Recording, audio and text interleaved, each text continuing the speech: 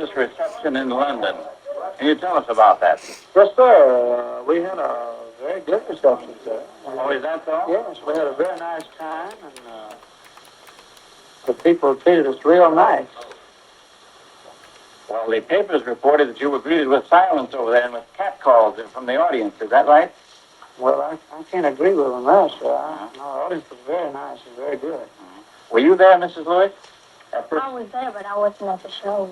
Oh, you weren't at the show. Oh, did you notice anything like that sort of reception? No, it was a very good reception, I thought. Why did you leave? Well, I don't answer those questions, sir. My manager might knock my head off or something. When were you married? Pardon? When were you married? Well, we leave our personal questions out of this, sir. All right. Well, good luck. Thank you. Oh, this is where I first come over and I brought my little 13-year-old cousin with me. Remember that? Little did I know she was really a cousin. Hey there, welcome to Beautiful Disasters. I'm your host, Kenyetta, diving into the dark and twisted world of true crime, history, and breaking down the episodes of your favorite TV shows and movies. Today, we're starting off with a bang by exploring the controversial story of Myra Gale Brown, the cousin and wife of rock and roll legend Jerry Lee Lewis. Join me as we unravel the mysteries and secrets behind Myra's tumultuous relationship with Jerry Lee Lewis and get a unique perspective from her point of view. I'll be delving deep into the scandalous details, the shocking revelations, and the jaw-dropping moments that will leave you on the edge of your seat. If you're a fan of true crime, history, or just love a good story, then you're in the right place. Subscribe to Beautiful Disasters now to stay updated on all the latest episodes and be a part of this thrilling journey with me. Get ready to be captivated, intrigued, and maybe even a little disturbed. This is Beautiful Disasters, and I can't wait to share these incredible stories with you. Let's dive in together. Myra Gale Lewis Williams, who was born Brown on July 11, 1944, is a notable American author, best known for her controversial marriage to rock and roll legend Jerry Lee Lewis when she was only 13. At that time, Lewis, her first cousin, once removed, was 22 years old. In 1982, she co-authored the book Great Balls of Fire, the uncensored story of Jerry Lee Lewis, which later served as the inspiration for the 1989 film Great Balls of Fire.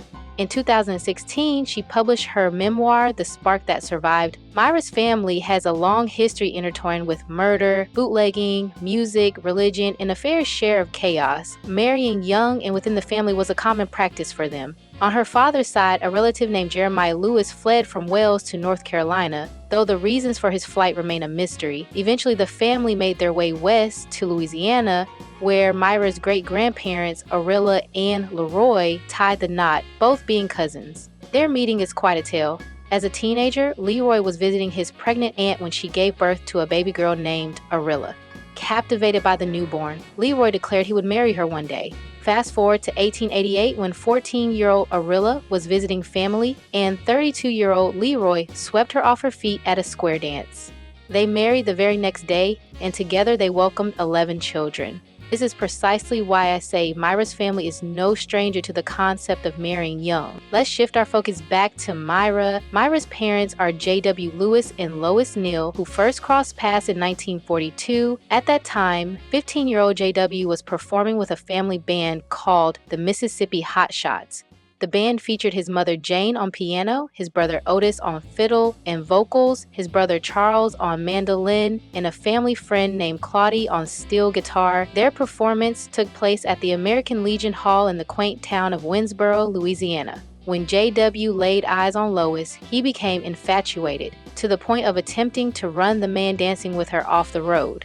Unbeknownst to him, he had to win over Lois's father, Papa Neal, who was far from impressed with J.W. Determined, J.W. called Lois and asked her to see if her father would like to go fishing with him. When Lois relayed the invitation, her father flatly responded, "Hell no." Not one to give up, J.W. then suggested hunting, but again, Papa Neal shot him down with another, "Hell no." Frustrated, J.W. inquired about what Papa Neal enjoyed doing, to which he replied, "I like to stay home and mind my own damn business." J.W., not one to back down, told Lois to inform her father to go to hell. The call ended abruptly, leaving J.W. to devise a new plan to win over Lois's dad.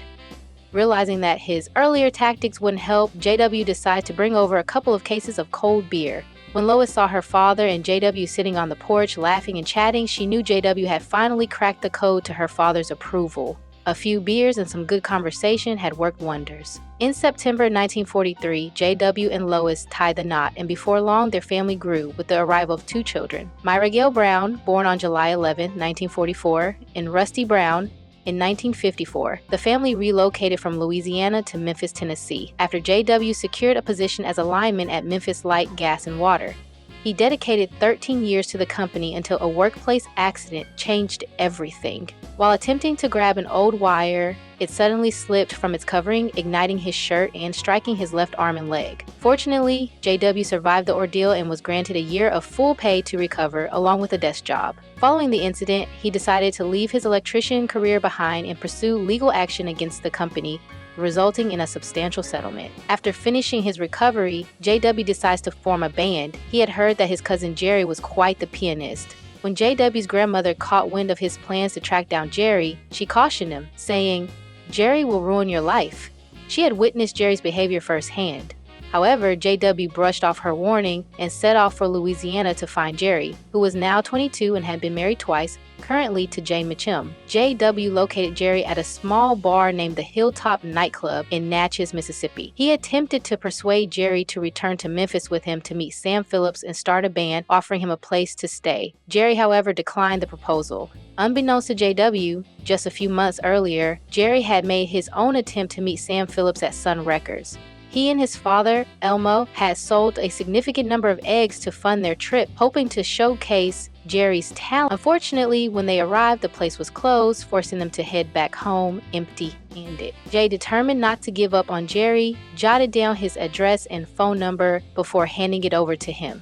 Just 2 days later, the phone rang, and Myra, who was 12, picked it up to find Jerry on the line asking for directions. She quickly informed her dad that Jerry was calling. Jay then went to pick Jerry up. When Myra first laid eyes on him, she couldn't help but think he looked a bit peculiar. In his red plaid shirt, jeans, cowboy boots, and an overly short haircut that made his ears stick out. As Jerry flashed a smile at her, Myra stifled a laugh and retreated to her room to tackle her homework. While she was studying, she suddenly heard someone playing the piano. The music captivated her, and she began to see Jerry in a new light. What once seemed odd now appeared charming, all thanks to his piano skills. Myra was enchanted. Meanwhile, her father Jay and Jerry were off to meet Sam C. Phillips of Sun Records, the man behind legendary artists like Elvis Presley and Johnny Cash. After showcasing his talent to Phillips, Jerry's dreams began to take shape, and the band Jay envisioned became a reality as they signed with Sun Records. During performances, Jerry would glance at Myra and, when her parents weren't looking, silently express his affection by mouthing the words, "I love you." Unbeknownst to Myra, her future with Jerry would bring heartache and turmoil to her family, teaching her that love doesn't always triumph over challenges. It was goofy and fun, but I think I idolized him because of his talent, Williams reflected. His talent was incredible. I was starry-eyed.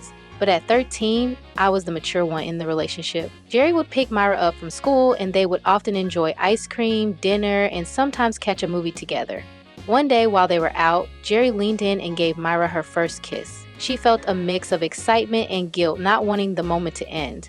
Soon after, Jerry asked a friend, a 26-year-old woman, to impersonate Myra so he could go to Mississippi and sign a marriage license. This was partly why the officiant didn't ask for identification. After obtaining the license, Jerry picked Myra up from school again. While they were in the car, he revealed that he had something special to show her. He pulled out the marriage license, and Myra was taken aback. She asked if they were married, to which Jerry replied no, but that they were going to be. Myra suggested they could wait a couple of years to get married. Jerry, holding her arm, professed his love and insisted he wanted to marry her now. Myra, though she loved him, reminded him that she was only 13 and they should wait. They returned home, trying to act as if everything was normal. During dinner with her family, Jerry asked if she wanted to go to the movies. However, Myra soon realized they weren't heading to the theater. Instead, Jerry was driving to a small wedding chapel in Mississippi, just an hour away from where they lived. Myra expresses to Jerry that it's too early for them to take such a big step and suggests they should wait. However, Jerry insists that it's now or never. They both step out of the car, and hand in hand, with Myra still in her school attire, they ascend the chapel steps to get married. Inside the chapel, two elderly ladies are eager to decorate Jerry's car with a "Just Married" sign. They graciously decline the offer, but as they leave the church after the ceremony, the ladies shower them with rice. To their surprise, they spot a car adorned with the "Just Married" sign, only to realize it's the pastor's vehicle. Afterward, Myra and Jerry make their way back to Memphis. Once home, they scramble to concoct a story about why they left the movies early. Jerry tells her parents that the film was disappointing. In the kitchen, as he combs his hair, rice falls out, prompting Myra to shoot him a look that clearly says he needs to leave. He quickly heads to the backyard to shake off the rice. In the following days, Myra is filled with anxiety about her parents discovering her marriage to Jerry. To expedite the revelation, she intentionally leaves the marriage license out for the maid to find. When the maid discovers it, she promptly hands it to Myra's mother, who then passes it to JW. JW, furious, grabs his gun and vows to confront Jerry. At that moment, Jerry is at Sun Records. Myra's mother swiftly contacts Sam Phillips, informing him of the situation and urging him to get Jerry to safety. Without delay, Jerry leaves, seeking refuge from JW's wrath. When Jay reached the studio, Phillips reassured him, explaining that there was nothing they could do about the situation, and it was clear that he and Myra truly cared for one another. After their conversation, Jay returned home and informed his wife that they would have to come to terms with it, as there was no solution in sight. Myra expressed that what hurt her the most was witnessing the pain it caused her parents. A few weeks later, the band was scheduled to perform in New York. Myra packed her things into a red hat box that once held her doll clothes. Upon arriving in New York, she had to remain at the hotel while Jerry and her father took the stage. This marked the first encounter between Jerry and JW since the marriage revelation. JW warned Jerry that if he caused his daughter any pain, he would have to face him, and it wouldn't end well. An intriguing detail I discovered during my research is that back in the day, married individuals were prohibited from attending school. That's right, Myra, who was still in elementary school, had to stop her education because she got married. The law at the time viewed the presence of married students in school as problematic, likely due to concerns about negative influences. The situation escalated in November 1955 when the Marion County School Board passed a contentious resolution. It began by highlighting a serious problem concerning the marriage of high school students in the county, asserting that this trend was detrimental to the school's progress and overall operation. As a result, the resolution declared that any student who married during the school term would face automatic expulsion for the rest of that term. If a marriage took place during a break, that student would be prohibited from enrolling in any county school for the subsequent term.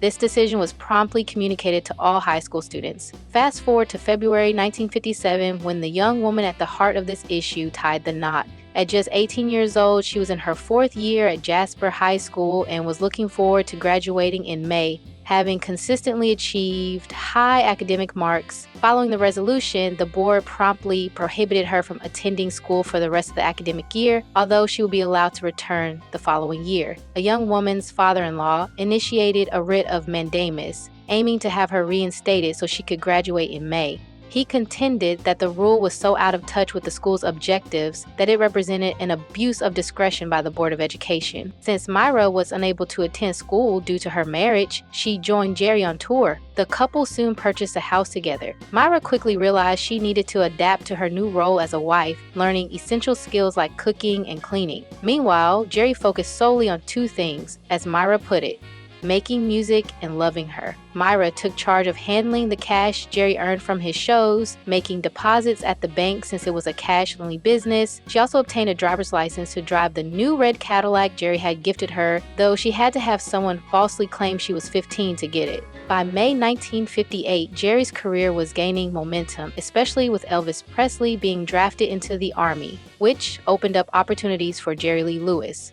In that month, they decided to embark on a European tour. This marked the beginning of a downward spiral. The tour could have thrived had Jerry heeded his manager's advice and left Myra behind. However, his pride led him to believe he was invincible. He insisted that if Myra couldn't come, he wouldn't go either, leaving Phillips with no option but to allow her to join.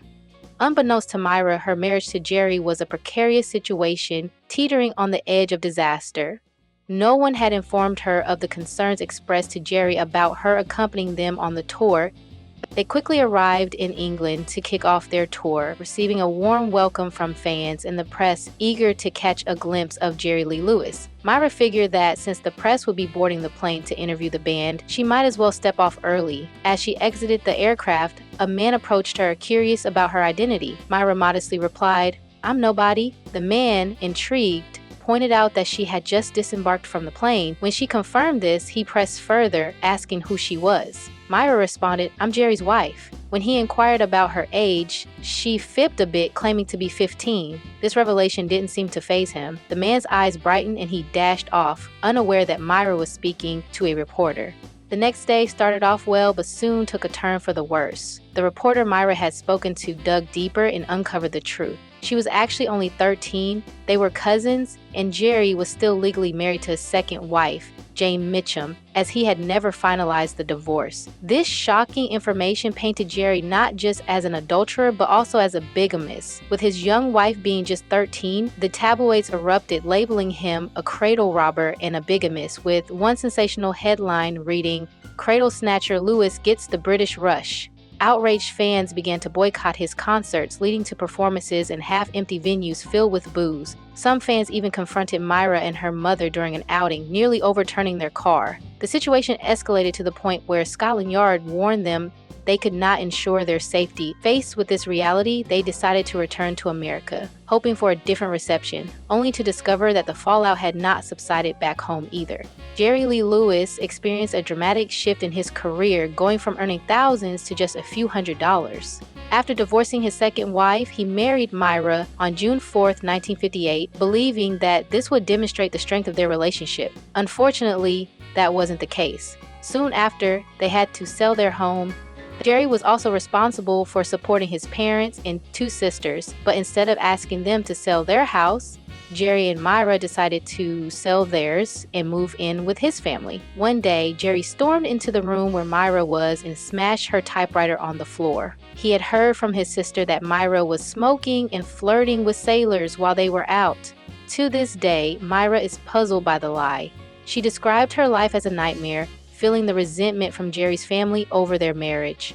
Amidst the chaos, there was a glimmer of hope as they learned they were expecting their first child. Myra gave birth to a son, Stevie Lee Lewis, on February 27, 1959. Jerry chose the name Stevie to honor Steve Allen, who had given him his big break. In 1960, Elvis made a comeback and later married Priscilla. They met when Elvis was 24 and Priscilla was just 14. It's said that the reason Elvis was able to marry Priscilla without the backlash Jerry faced was that they took their time before tying the knot, learning from the mistakes Jerry had made. Jerry soon began to exert control over Myra, dictating her appearance and activities. She was forbidden from looking glamorous, wearing shorts, or swimming, especially in the presence of men.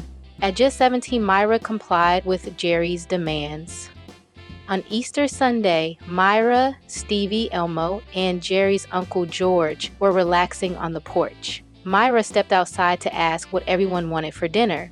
Elmo started suggesting a few options, prompting Myra to propose they head inside to make a list. She asked George if he could keep an eye on Stevie while they worked, to which he agreed.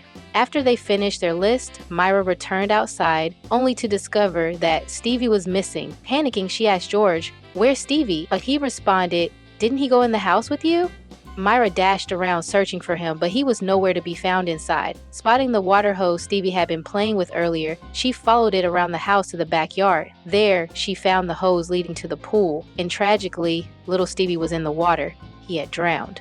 Overcome with grief, Myra lay beside Stevie's grave at the funeral, unwilling to leave her child. It took Jerry's strength to lift her away from the burial site, as her sorrow was too profound to bear. Myra sinks into a profound depression, but her spirits are lifted when she discovers she is pregnant, ultimately giving birth to a baby girl named Phoebe. Phoebe becomes a beacon of joy in Myra's life, helping her emerge from the shadows of her sadness.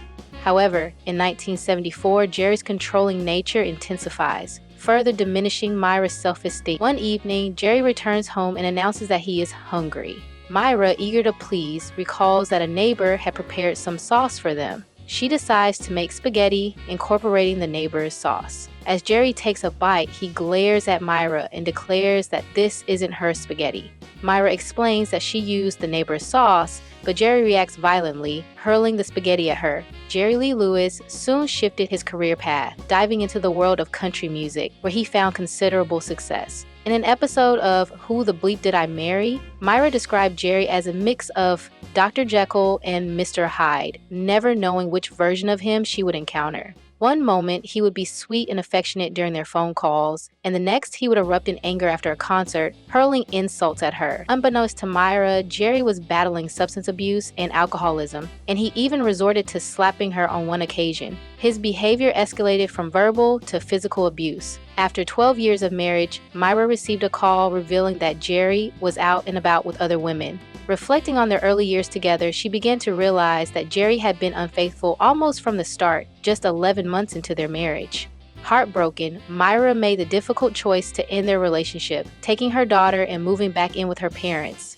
When Jerry returned home, he found them gone and bombarded her parents with calls. One day, while retrieving some belongings from their house, Myra overheard someone urging her to escape through the back window. She went upstairs, opened the bedroom door, and discovered Jerry in bed with another woman. That was the final straw for Myra. She was finished with the marriage. Myra, lacking both education and financial resources due to Jerry's reckless spending, decided to take charge of her life. She returned to school and secured an apartment for herself and her daughter. One evening, while her brother Rusty was staying with them, they were startled by the sound of shattering glass. It was Jerry trying to get in. Rusty confronted him, demanding to know what he was doing there. Jerry insisted he needed to talk to Myra, but Rusty firmly told him to leave. Myra and Jerry's marriage ended when she was just 26 years old. Shortly after, Jerry's life spiraled further out of control. He faced legal troubles for possessing weapons, shot his bass player, and even attempted to crash his car through the gates of Graceland, Elvis's iconic residence, leading to yet another arrest. Shortly after her divorce, Myra tied the knot with Pete Melito, the detective she had hired to follow Lewis and document his unfaithfulness. They relocated to Atlanta, Georgia, but their marriage only lasted a year and a half. Following their split, Myra took on a role as a receptionist. Myra enlisted writer Murray Silver to help her craft what was intended to be her autobiography. However, after a publisher's editing, it transformed into Great Balls of Fire, the uncensored story of Jerry Lee Lewis. Released in October 1982 by William Morrow and Company, the book was later adapted into the 1989 film Great Balls of Fire, featuring Dennis Quaid as Lewis and Winona Ryder as Myra. Although Myra received $100,000 for her story, she felt bitter about not being consulted during the film's scriptwriting and casting, despite prior assurances.